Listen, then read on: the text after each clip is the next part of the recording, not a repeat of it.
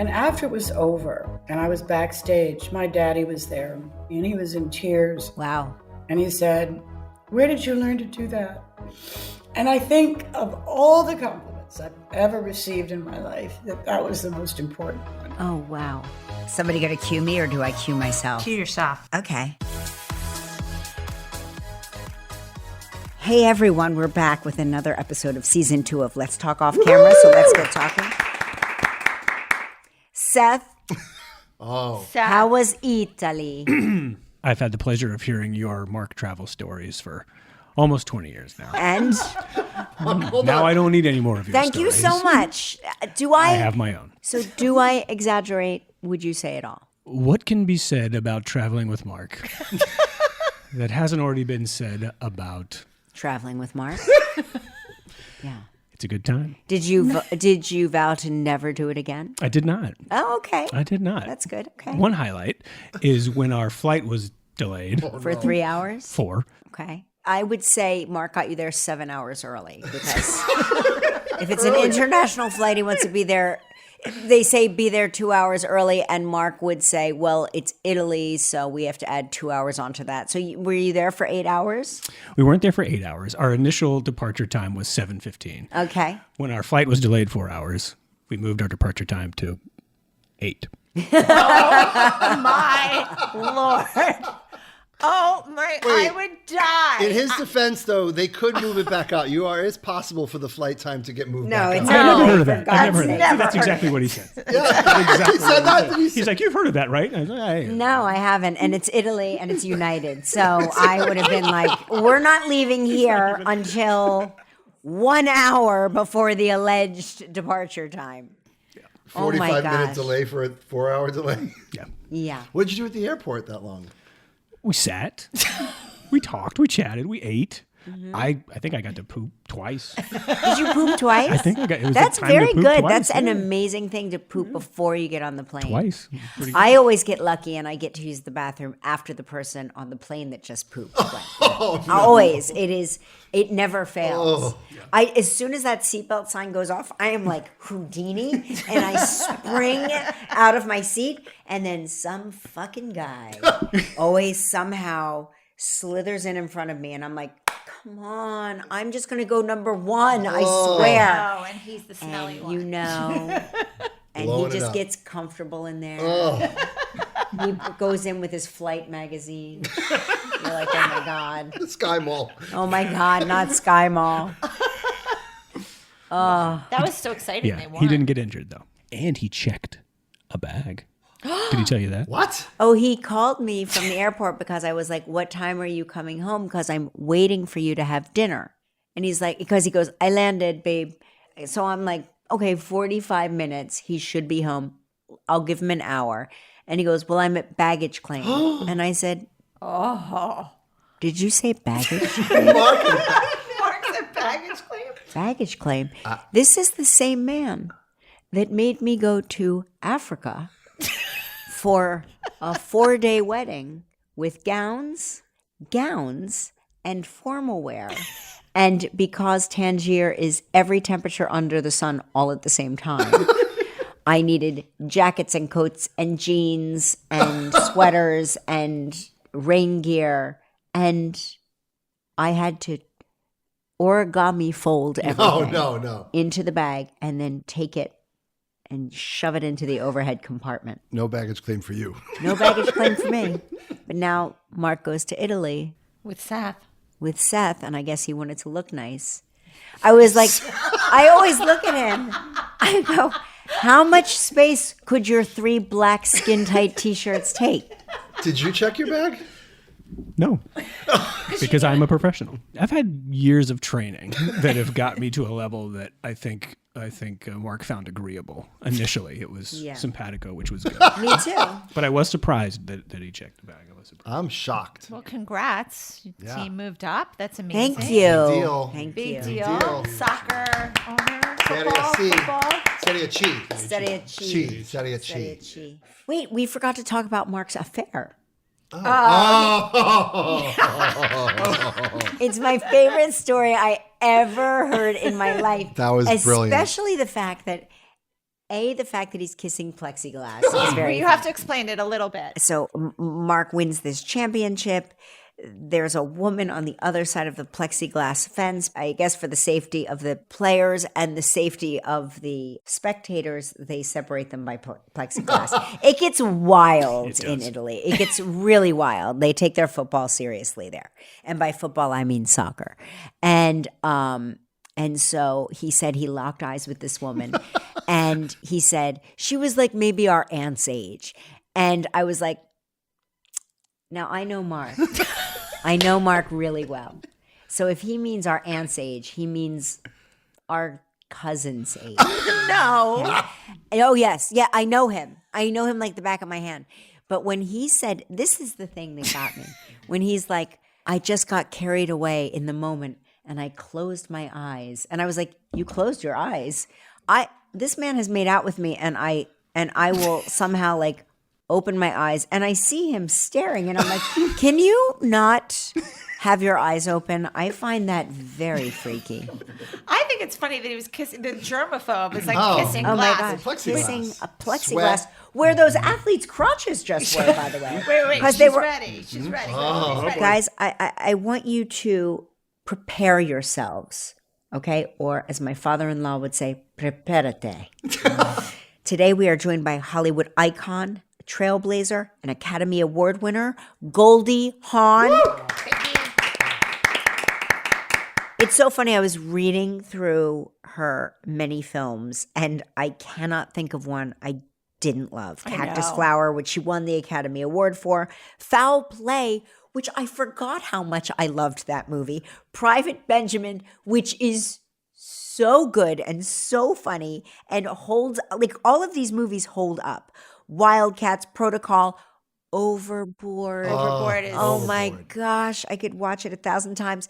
Death Becomes Her, First Wives Club, and of course, The Christmas Chronicles. Yes. She's also a producer, New York Times best-selling author, the founder of the nonprofit MindUp, which I definitely want to talk to her about. So let's just get to it. Wait, let me put my headphones on. Oh my gosh, I'm so besotted. I love you so much. I forgot to put my headphones on. Oh no, my headphones, by the way, are squeezing my brain.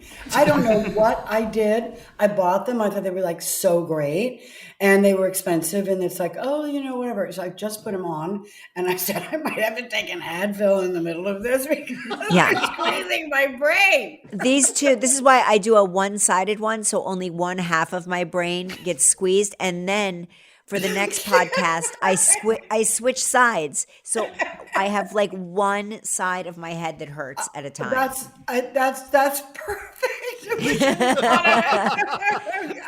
Okay. Oh my So God. while you were waiting for us, the reason we kept you waiting is because I was reading your bio, which is one of the greatest bios of all time. You have done everything. You came up in the industry during a time where I suspect, and I know from your daughter because during season 1, she filled me in a little bit on some of the bullshit you had to deal with along the way. But before we get into any of that, I want to talk Palm Desert because Let's do it. is that where you are right now? Not now. We came in yesterday and I was there. We have a house there. We've had a house there for 19 years. And it's so, I can't explain it. I mean, no wonder, you know, all the great seers moved to the desert to get, you know, sort of awareness and enlightenment. And it's amazing, honey. And it just, I love my house. I love it. I created a new swimming pool that looks like sort of a lagoon and I can float around in it. And, you know, it feels a little bit sad in a way because I'm guilty. I'm always guilty because I think I have so much and there's so many people that have so little.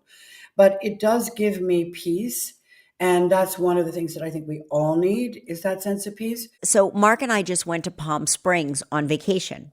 And we spent 2 whole weeks there and we fell in love with it. And I met this couple and they said they had just moved to Palm Springs from Palm Beach. And I started laughing and I said, so you only move to places with the word palm in the title? And they said, you know, Palm Beach is where people go to die, and Palm Springs is where people come to live. That is very, very funny because I have a funny story. So Kurt, I was there. I was living in Vancouver at the time, and I think my son, I was worried because he was playing hockey and everything was wet and it was cold and it was and it was raining outside. And I said, I'm taking him to Palm Springs. We have to dry out. That's it. So we ended up going there and got a place. And then I went and met my girlfriend, who's a golfer, and she's a really good friend of mine, my best friend. And I sat with her at the Pizza Kitchen, California Pizza Kitchen. I said, I wonder if there's any houses for sale here. She said, well, there's houses in Bighorn. It's amazing. And it's just up the road. So I went up the road. I got a realtor. I got very into it. I said, oh my God, I love it here. Full stop. And I found a house and I thought this was great. And the price was right. It wasn't huge. It wasn't, whatever, but it was there and it was on a golf course. So I told Kurt, I said, honey, I found this house. You're going to go crazy. I know, but I really want you to see it. I mean, it's really great. So he came with me and I believe might have been Mother's Day or something. We drove up and on the way there, which was literally, we were in Palm Desert. There was an elderly couple that was driving about 20 miles an hour in about a 40 mile an hour zone. And we Was it passed us? them. Was it Mark and me? No, but Kurt said to me, oh God, I know you're bringing me here to die.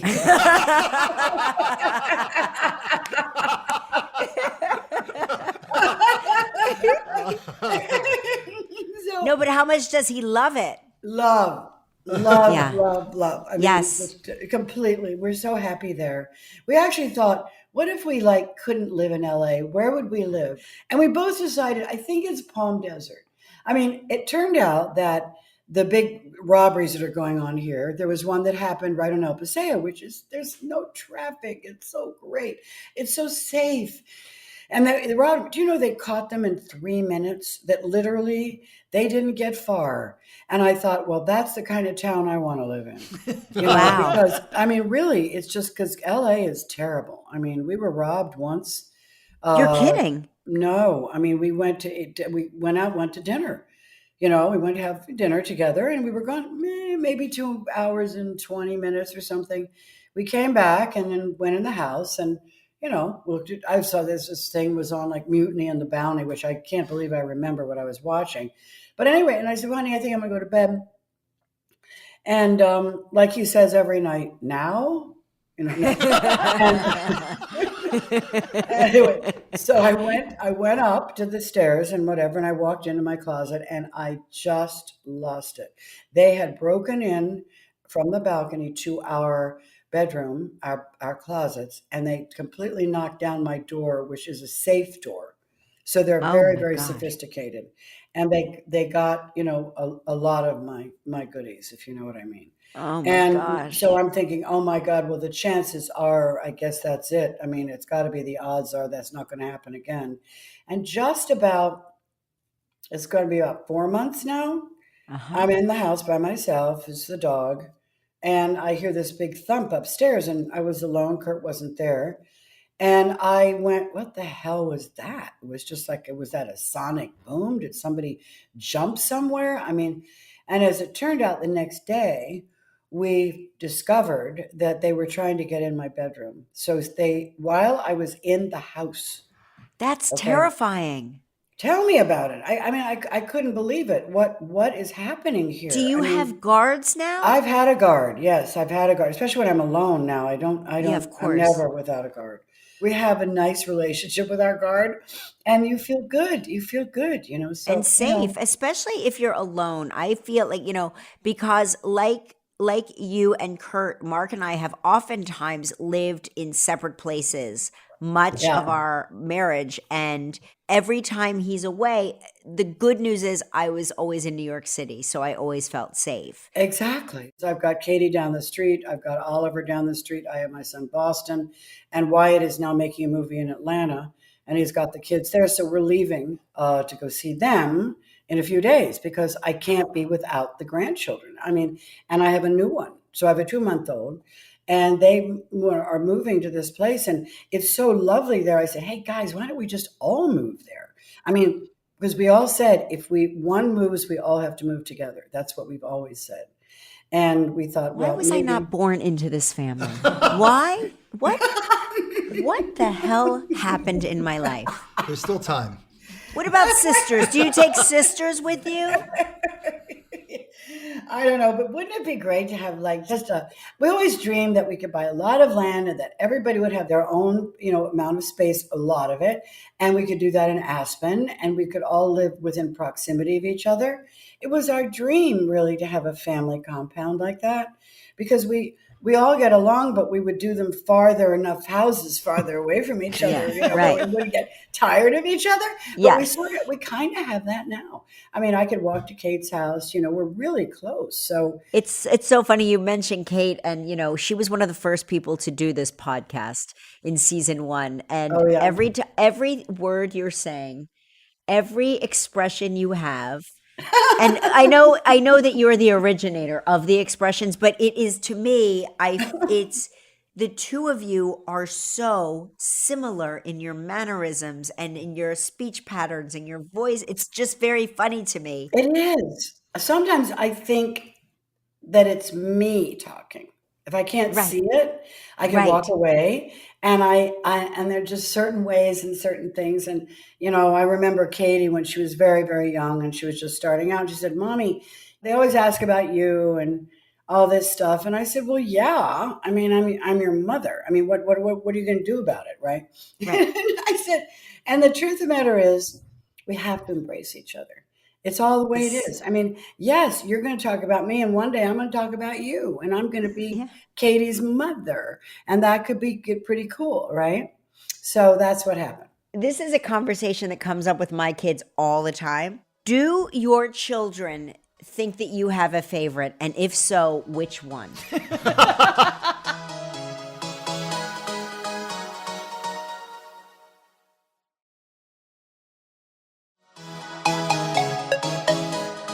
Do your children think that you have a favorite? And if so, which one? Yes, Oliver. Katie thinks Oliver's my favorite. And, and I tried to say to her, nobody's really my favorite. You can't. You're all different.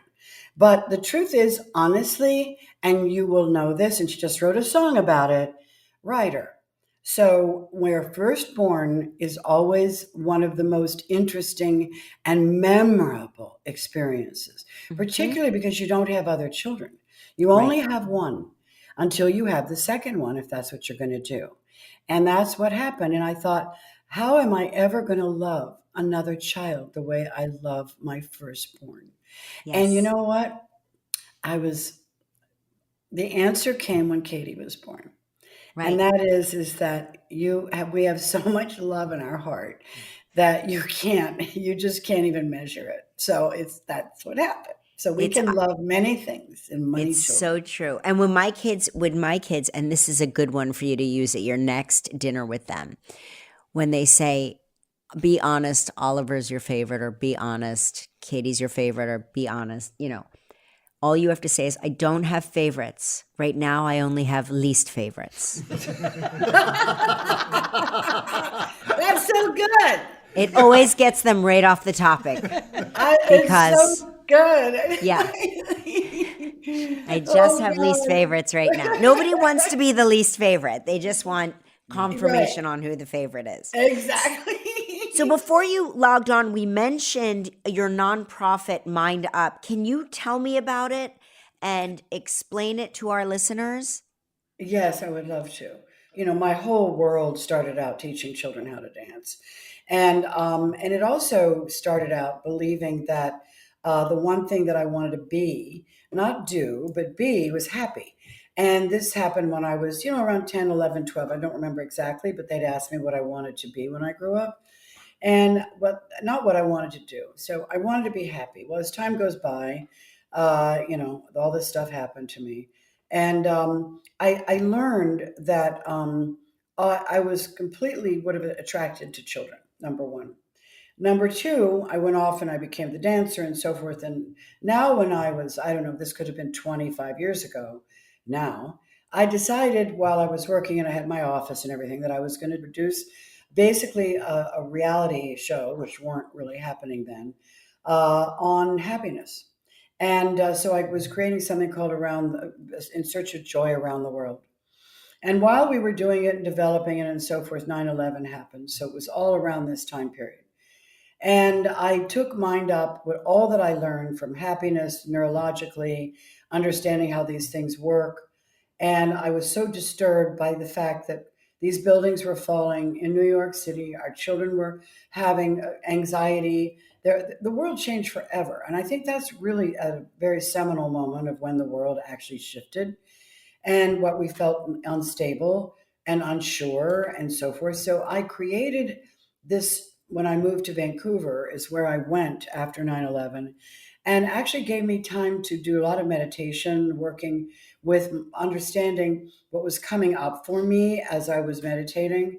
And a lot of it was really about, what do I really want to do? What I have been working in movies for a long time. I've done great. I had a great run.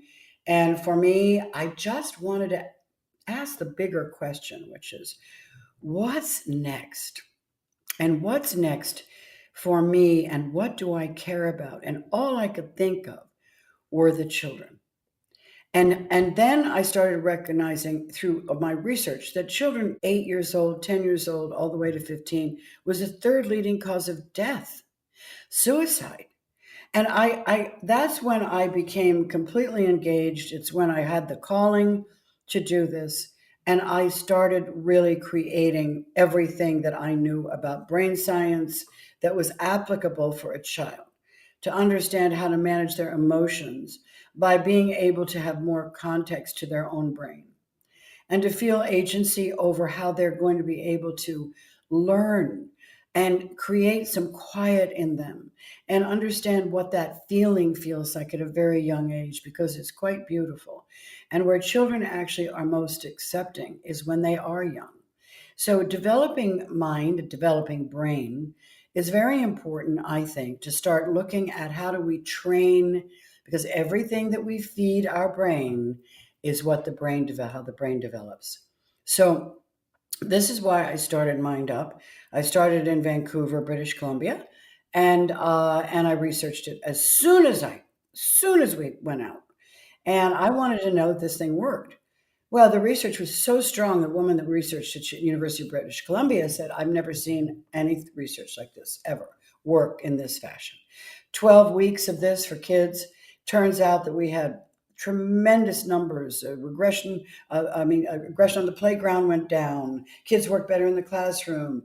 83% said they could now make themselves happier, which of course you can imagine made me cry, because all I wanted was for our children to experience more happiness and people, which is what I did while I was doing the documentary on In Search of Joy Around the World. Don't lose that feeling.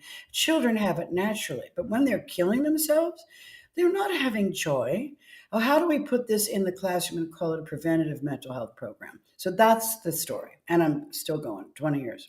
I would assume that now, with the advent of social media, the explosion of the devices in the hand at all times, back in the day, if you wanted to bully someone, it either happened during lunch break on the playground, or somebody would call you at home and invite you to the cemetery at noon for a good old fashioned beatdown. Nowadays, social media sort of makes it so that kids are not just able to have access to one another 24/7, but also access to all kids all over the world. And now they're comparing themselves to people who they think are happier than them, who they think live better lives than they do. So what kind of a challenge does that present when you are trying to shape the mental health of kids?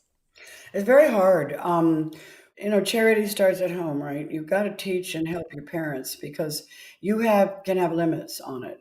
And also, I think there's a communication between your parents and you, and the child. that needs to understand the danger of being addicted, because that's really what it is. They do all kinds of things to addict them to come back. Right. And also, the one thing that we want them to be is have good critical thinking. And one of these, sometimes these kids just put their phones down. They do it themselves. They, create groups. There's becoming more of an awareness to it. But honey, it's so hard because it's sort of that avalanche that happened, that took the innocence away from our children and took the intimacy away from our children and our parents. So this is one of the areas that I think is very, very hard. I think they should always put their phones at school in a bag, put them away, and have more stringent rules around that, at least in that way.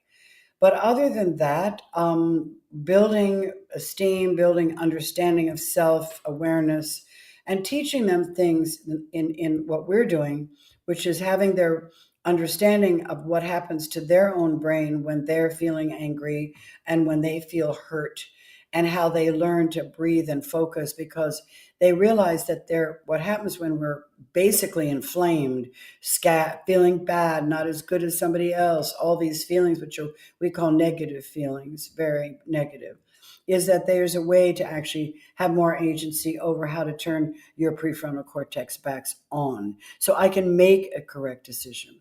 And these are science, but it's also basically not just tips. They are exercises. They are practices that we can do in the classroom that ultimately you can default more toward higher thinking. But you're not wrong. And this is part of the problem that has happened to our children today. Yeah, and I think that the busier parents get and the more, life is hard for many, many families out there. There's a lot of working parents working outside of the house, taking on extra jobs to make ends meet. And sometimes the default setting is to allow kids screen time or social media just as a distraction from the fact that maybe they're not having dinner together. Right. And so it's such a difficult bridge to get between the parents and the kids and work and stress. And so I'm glad that it's in the classroom, because I think it's the most effective way to get messages into kids is really in the classroom. It definitely is. I mean, I think every classroom should have a mental health preventative program. We're preventing some of these things by giving these children much more awareness of their own basic fitness. So brain fitness is important. We talk a lot about that, and we teach a lot about that. So I think you're trying to catch lightning bugs in a jar where you can't really control it, and it's very difficult. But it's really about how do we control ourselves, and that idea is how do we actually navigate our day, and with that, we know that we can, the negative effects that we have of stress is very palpable. And there are things that you can do if you want to calm down, if you want to breathe, if you want to find a little time for yourself. I'm going to be writing another book on this, but it's very important that we start we can't look at television. Yes, get your news and get off, because everywhere I look, it's unbelievable. The headlines are shocking. Yeah. I mean, it's like this one killed themselves, that one about 3 crashes and whatever. I mean, this isn't just about the wars that are just devastating. So we have to look inward, because the more we look outward, the sadder we get. Yeah, and that's true. We cannot control it.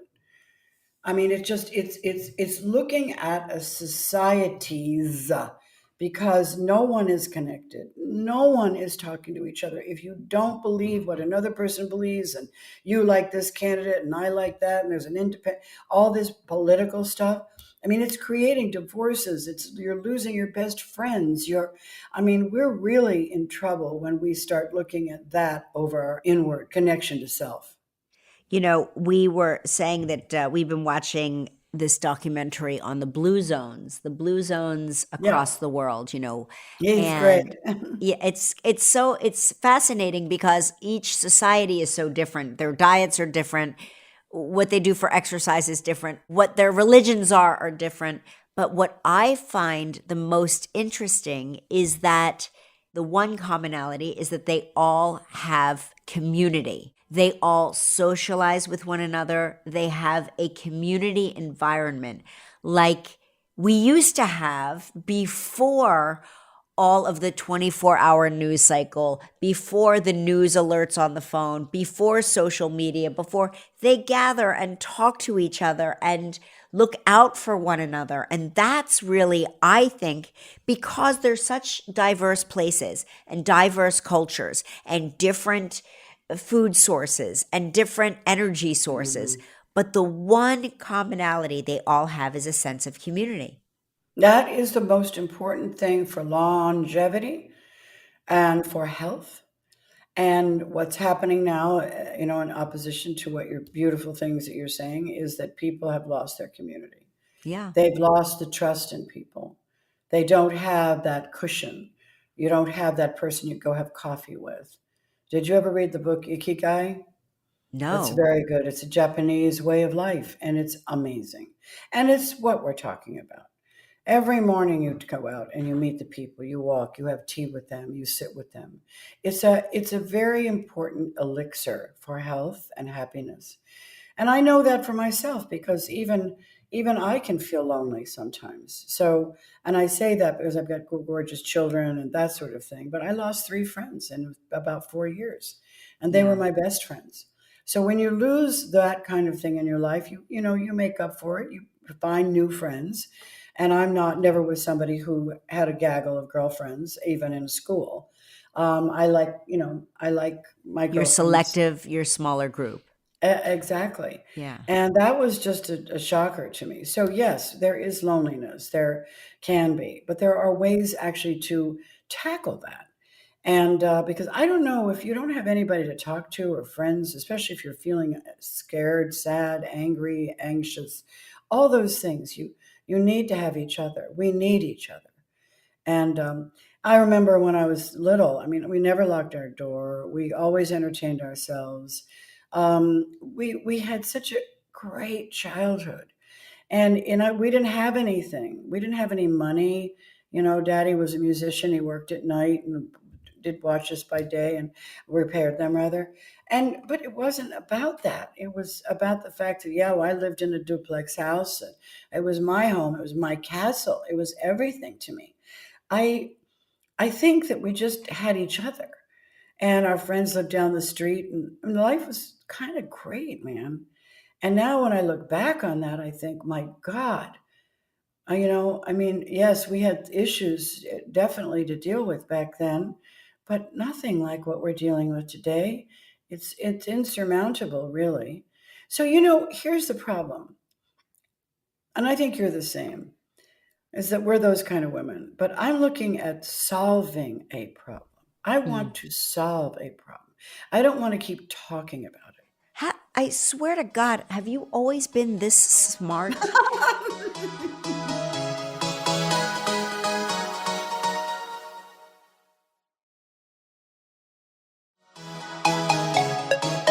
So, here's the problem, and I think you're the same, is that we're those kind of women. But I'm looking at solving a problem. I want to solve a problem. I don't want to keep talking about it. I swear to God, have you always been this smart? It's so funny. And I say it all the time. Actors are always undervalued for their minds. It's really tricky, and you have to have the highest level of intelligence to be able to interpret scripts and portray other people. But it's a skill set that everybody thinks is so easy and everybody can do. But you have to be a really deep thinker. And I want to know, how old were you when you started thinking deeply? Because I always say I was born a 50-year-old. So when I finally turned 50, it was not that big of a shock to my system. So I want to know, what age do you think you were born? Oh, that's really interesting. All I can say is that I was pretty old when I was born. Right. In other words, I feel like I went and did things that were unusually what I would call grounded in my thinking. And I remember when I was in Vegas and I was dancing there, and I was just 21. And there's a man there that was trying to put stuff on me and all this stuff. And I was very straight and he was very nasty because I wasn't going to give him anything. And then he just was really nasty with me. And I remember driving back to the desert, my house, that little place I was staying in. And I was dancing there at the Desert Inn, by the way. And I kept thinking how sad I felt for him. For him. My whole idea was the poor guy. It wasn't poor me. And then when I was in third grade, I had a teacher, Mrs. Toomey, and she gave this speech to everybody about how on the talent show, and of course I was in the talent show. I was a dancer, and I used to make up my dances and stuff, and I was improvising and all this stuff. And she said, "Now everybody, boys and girls, I want you all to be perfect. I want you to know and learn your thing and blah blah blah." And I went home to my mom and I said, "Mommy, I'm not going to be in the talent show." And she said, "What? What are you talking about?" I said, "I'm not going to be in the talent show. Mrs. Toomey said that I had to be perfect." I said, "And I'm not perfect. So I don't want to be in the talent show because I'm not perfect." So I ended up being in the talent show. My mother, of course, stomped into school and saying, "What are you Right. saying? These kids have to be perfect." But it was like that. And then I remember in second grade, when I had to color things, the colors of fruit, I colored them all yellow. And she said, "Goldie, you know that, this is green, the apple is there, the grape is, purple." "Oh," I said, "Oh, I know that. I just like yellow." So the point is that I knew then things that I don't know how I knew. I don't know how I was able to move through some of the sort of the challenges that I went through with what I would consider a balanced mind and like that. So I was able to think through things. I think I was probably pretty old when I was born. Because I want to go back, to the guy in Las Vegas. You just telling me that story, I want to go find him and murder him. So that's where you and I are like slightly different because you felt bad for him, and I'm still in a rage. And Mrs. Toomey of the Toomey luggage dynasty should definitely not be crushing kids' dreams. But do you think that your grit, your internal fortitude that you obviously have, did your dancing help with that? Because I always say the toughest people I know all have dance backgrounds. It's very interesting. I agree with you. And I think part of my mindfulness practice has a lot to do with my dancing. I started at 3 years old. And when your brain actually can know what your body's doing, and you understand that your brain has to, first of all, tell the body to lift your leg and tell your body to stand up or tell your body to do this, you are in control of your thinking and your body. And it's a focused attention thing. It's how do you hold your balance? How do you hold your leg up very, very high and hold it there? These are things that you have to think very strong in order to keep that foot way up there, that leg up there. So the workout that we do when we're dancers is really creates grit. It creates much more grit than if you don't have to do anything. Now there's definitely our athletes, definitely our gymnasts. This is not just dance, but it's starting young to train your mind and your body not to give up. And I think I never gave up. Not only when I hit all these hard times. I didn't run home to mom and dad. I didn't do it. I just kept pushing forward with a feeling of optimism and knowing that I could always fall back on my teach dancing. I always felt that I had that craft. But it's so true about fortitude And I think the dancing had a tremendous amount to do with that. Yeah, I agree. And I feel like dancing should be one of those things that they offer in schools the way they offer reading and math. I I feel do like there should too. be dancing also as a subject. I do too. I really do. I mean, this is like, and let me just talk about drugs and dance. Okay. I was never a druggie. I all through all my years, because the greatest high was dancing to music, was literally, I used to call it just moving molecules through the air So and true. dancing with them, because the joy, the feeling of, your body's strong, you're feeling in your, you feel like you're inside of your own body, inside of your own mind. And when you're dancing to music that is inspiring to you, whether it's ballet or jazz or rock or whatever, you are flying. Your heart is just so joyful. And why would I want to take a drug to make me feel better than that? And it's a palpable, visceral experience. So, anyway, I also accredit the fact that I wasn't anybody who wanted to rework my mind by some substance that could evidently take away my sense of belonging, joy, happiness. I don't know what those things actually do to your brain after a time. But anyway, so that's It can't that's be the good. joy. Yeah, that's I the don't think anything good. How did you transition? Like, take me from the transition process from the dancing into the acting. Well, my backstory really is, I mean, I was always a dancer and I was in a school plays. So, Okay. and I had these different, characters, but not a lot, And, but we would do that. So I was very interested, obviously, in the arts. I then went for my first time away from home was my summer stock. And I was a dancer and I was called as a dancer, and that was for the common glory. And it was about the signing of the Declaration of Independence, where we were doing ballet as well. But it was very interesting. And it was in Williamsburg, Virginia, right? So it was just Wow. so Yeah. cool. But what a lot of the people that came from there were Catholic University, and they were all acting students, is classical acting. All the classics, the Shakespeare, and all of those kind of plays. And I found out that they were doing Romeo and Juliet, and that was one of the plays they were doing. And I just out of high school. In fact, I never graduated because I had to go to do the Common Glory, so I never was active in actually taking my diploma.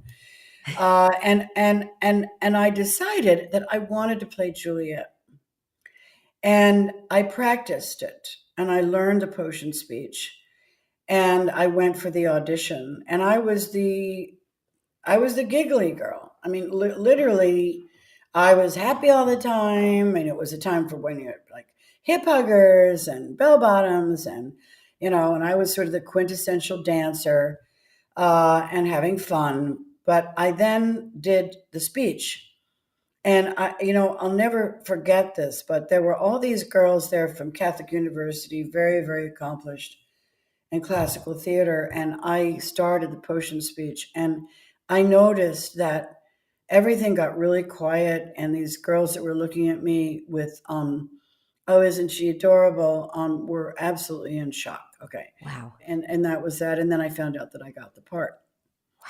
So when I did Juliet, and all these kids, there were 3,000 people in the amphitheater there, and no microphones or anything. And then I started the potion speech, and it started to rain. And it was an amphitheater, and the rain started dripping, dripping, dripping. And I'm thinking, oh, what should I do? Should I stop? Should I go on? Should I keep doing the potion speech about how I'm going to kill myself? And this, Juliet, and nobody moved. Nobody left their seat. It Wow. wasn't a downpour. It was just a sprinkle of rain that just, kept coming, kept coming. And after it was over, and I was backstage, my daddy was there. And he was a tough one. But daddy came up to me and he was in tears. And he said, Hey, go, where did you learn to do that? Oh, wow. And I think of all the compliments I've ever received in my life, that was the most important one. He didn't say it was great. He didn't say, whatever. It just said, where did you learn to do that? That's an amazing compliment, It's huge. especially when you have a tough critic. Like my father is also a tough critic. When you have a tough critic in the family and they say something like that to you, that actually really means something. It really does. It does. So that's where I started really acting, and then I went to a theater. I did Inverness. This is very funny. It was an Inverness Playhouse or whatever in Washington D.C., which is where I was from, and I got the part of Josepha in Shot in the Dark, and it was like a neighborhood playhouse, but it was very legit. And I played that. That was something that Peter Sellers made a movie, Shot in the Dark. Anyway, but people were laughing, and it's a comedy, right? Yeah. But people were laughing, and I thought, oh, that's cool. Oh my God! In my own mind, I'm thinking, oh, they're laughing, so great. So I go backstage, and my mother comes back, and she says, I don't think you're funny.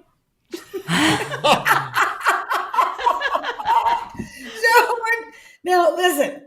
My mother is so great. She was so great, and she told the truth. And I said to Mom, Mommy, I don't think I'm funny either. I mean, I really don't. I never thought I was funny. I never thought that I was going to be a comedian. I mean, I just did Romeo and Juliet. People were crying. I thought, well, I don't, who knew what I was going to become? And I remember being in this old rooming house there in Williamsburg, Virginia, all by myself. Daddy left, Mom left, dropped me off. And there I was. And I remember looking up at the ceiling, and this coffered ceiling, and thinking, I wonder what's going to happen to me. I wonder where I'm going to go in this life. Wow. So we don't know anything, which is sort of a good thing. Listeners, next week you'll hear part 2 of this amazing interview with Goldie Hawn when we talk about the behind the scenes of many of her biggest roles, her Hollywood reputation, her favorite co-stars, and the reality show we are pitching about her family. It's so good. I can't wait for y'all to hear it next week. Bye-bye.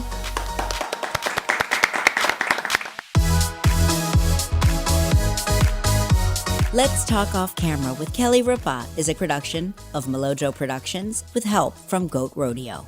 Our theme song is Follow Me from APM Music.